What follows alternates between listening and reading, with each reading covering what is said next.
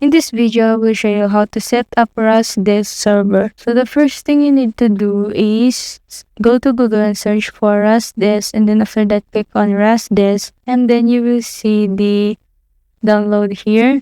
So just click on it, and then after that you will see this, the Windows, then click on exe, and then you'll see the downloads here, and then click on Run This, and then once you're here,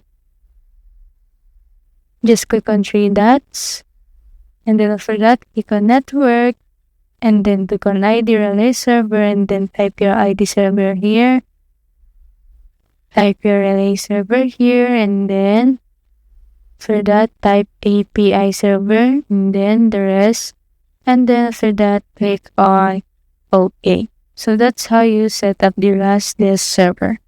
And that's it. If it helped you, please like and subscribe.